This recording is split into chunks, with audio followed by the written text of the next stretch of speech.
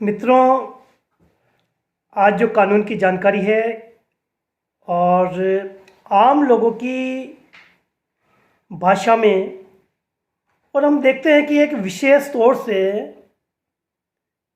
कानून में या पुलिस में या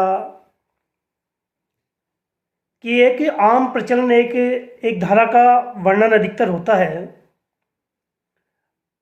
कई बार ऐसा होता है कि 107, 151 सीआरपीसी बहुत बार हम आम चलन में, क्योंकि आज का जो युग है, इस युग के अंदर राजनीतिक क्षेत्र के परिप्रेक्ष्य में,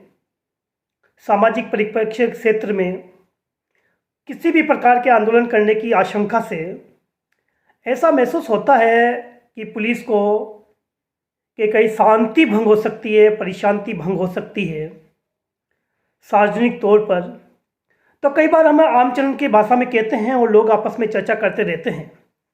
कि साहब 107, 151, 107, 151 सीआरपीसी। तो मित्रों, आज मैं ये कानून की भाषा के अंदर ये बताना चाहूँगा आपको, कानून की जानकारी देना चाहता हूँ कि 107 क्या चीज़ है। क्योंकि 107 के अंदर ऐसा महसूस होता है, क्योंकि मैं कानून की भाषा में बताने के वनिस्पत एक आम भाषा में किस प्रकार से व्यक्ति को समझाया जाता है कानून के बारे में, तो वो चीज़ें बताने का प्रयास करूँगा ताकि एक विशुद्ध रूप से जो अनपढ़ व्यक्ति भी होता है उसे कानून की भाषा के बारे में भी समझ आ सके। तो मित्रों, मैं बताना चाहता हूँ आप सबको कि 107 सीआरपीसी क्या चीज़ है। जब ऐसा महसूस होता है पुलिस को या उस पुलिस थाने के भारसाधक अधिकारी को कि यार इस व्यक्ति से शांति भंग हो सकती है, तो ऐसी शांति भंग होने की स्थिति में या कोई इतला पेश करता है थाने के अंदर के साहब ये व्यक्ति इस तरह से शांति भंग हो सकती है या किसी प्रकार का अवैधानिक कार्य हो सकता है जिससे लोगों के जीवन के अंदर किसी प्रकार की शांति के अंदर अवरुद्ध पैदा हो सकता है, तो इस तरह की इतला को हम थाना के अंदर रिपोर्ट दर्ज करवाते हैं और संबंधित बीट अधिकारी होता है या संबंधित पुलिस अधिकारी होता है या संबंधित भारसाधक अधिकारी होता है, वह व्यक्ति को थाने में बुलाया जाता है। उसके खिलाफ 107 का एक इस्तगासा जो फाइल बनाते हैं उसको एक इस्तगासे के रूप में शब्द का इस्तेमाल किया जाता है कानून की परिभाषा में। उस इस्तगासे को उस व्यक्ति को जो भारसाधक अधिकारी होता है जिसका जुडिक्शन होता है उस व्यक्ति के वहाँ पर ले जाया जाता है और उसे हम बोलचाल की भाषा में कहते हैं साहब 107, 151 के अंदर उसको पाबंद कर दिया गया है। तो इस तरह की जो चीज़ें होती है, वहाँ का जो पुलिस थाने का जो भारसाधक अधिकारी होता है वो उसको लेकर जो संबंधित दंड नायक मजिस्ट्रेट होता है उस दंड नायक मजिस्ट्रेट के समक्ष फाइल को पेश करता है और दंड नायक जो मजिस्ट्रेट होता है संबंधित व्यक्ति को उसको पाबंद किए जाने के लिए एक नोटिस जारी करता है, एक समन जारी करता है। वह व्यक्ति उस समन को लेकर अपने अधिवक्ता के मार्फत अथवा किसी अन्य व्यक्ति के मार्फत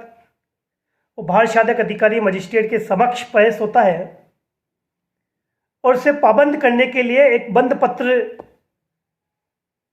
उससे पेश किए जाने के लिए कि क्या ये व्यक्ति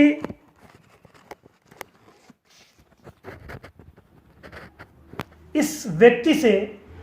बंद पत्र लिए जाए अथवा नहीं लिए जाए। मजिस्ट्रेट इस चीज़ के लिए आश्वस्त हो जाता है कि हाँ ठीक, इस व्यक्ति से परिशांति भंग हो सकती है। तो ऐसी स्थिति में संबंधित मजिस्ट्रेट उस व्यक्ति से बंद पत्र लेने के लिए कह सकते हैं कि आप ये बंद पत्र प्रस्तुत कर दीजिए और आपको जमानत दे दी जाती है। लेकिन कई बार ऐसा होता है कि जिस व्यक्ति के खिलाफ 107 की कार्रवाई या पाबंद किए जाने के लिए उसको प्रेरित किया जाता है या उसको किया जाता है, तो वो व्यक्ति कहता है नहीं, मेरे से तो कोई परिशांति भंग हो ही नहीं सकती है, जो पुलिस ने जो इस्तगासा जो पेश किया है वो गलत किया है। तो ऐसी स्थिति के अंदर वह अपने अधिवक्ता के मार्फत अथवा वह स्वयं भारत शासक मजिस्ट्रेट के समक्ष जाके एक एप्लीकेशन प्रस्तुत कर सकता है, साहब नहीं मैंने इस तरह का नहीं किया है। और जो वो इस्तिगासा जो पेश होता है उसकी जांच होने के पश्चात मजिस्ट्रेट इस चीज़ को संतुष्ट हो जाता है कि हाँ इस व्यक्ति के विरुद्ध बंद पत्र जारी किया जाना चाहिए अथवा नहीं किया जाना, उसके बाद में ही ये सारी चीज़ें प्रक्रिया अपनाई जाती है। तो उसके बाद में ही वो बंद पत्र स्वयं के मुचलके पे भी यदि छोड़ा जा सकता है अथवा मजिस्ट्रेट उससे एक जमानत भी मांग सकता है। लेकिन यदि आप चाहे कि नहीं साहब मैं तो पाबंद होना नहीं चाहता हूँ, मैं तो इसको ट्रायल लड़ूंगा, विचारण करेंगे कि क्या ये मुकदमा बनता है अथवा मुकदमा नहीं बनता है, तो वह अपने अधिवक्ता के मार्फत प्रार्थना पत्र प्रस्तुत कर सकता है और उस पर दौराना अन्वीक्षा, जिसे हम हिंदी में कह सकते हैं दौराना अन्वीक्षा ले सकता है। वो दौराना अन्वीक्षा लेने के बाद में, वो ट्रायल लेने के बाद में जो समय होता है पुलिस द्वारा उसको ये साबित करना पड़ता है कि क्या इससे परिशांति भंग हो सकती है अथवा परिशांति भंग नहीं हो सकती। यदि वो परिशांति भंग नहीं होती है तो भारत शासक मजिस्ट्रेट उस चीज़ को फ्री कर देता है। वो संतुष्ट नहीं होता है कि नहीं साहब इससे तो ऐसा संभव नहीं है, तो वह उस इस्तिगासे को निरस्त भी कर सकता है, ये उसका पावर है। कई बार ऐसा होता है कि मजिस्ट्रेट उससे बहुत बड़ी मुचलके के अंदर राशि मांग लिया करता है। कई बार ऐसा होता है कि तस्दीकशुदा मांग लिया जाता है, ऐसे शुदा मांग लिया जाता है। तो ऐसी सूरत के अंदर वह व्यक्ति उसकी रिवीजन जो संबंधित अपीलाइंट कोर्ट होती है उसके अंदर कर देता है। उसकी रिवीजन करने के बाद में, क्योंकि जो मजिस्ट्रेट होता है वो हैसियत शुदा मांगने के अधिकार नहीं होते, इस तरह के कई साइटेशन फेस है, काफ़ी डीपली सब्जेक्ट हो जाता है ये, क्योंकि अभी शॉर्ट टाइम है तो केवल अपन यही समझा पाएंगे कि 107 क्या है, 107 के अंदर कहाँ पेश किया जाता है, कौन करता है और बंद पत्र कैसे किया लिया जाता है। तो केवल अभी तक हम इसी चर्चा के ऊपर विषय करेंगे कि 107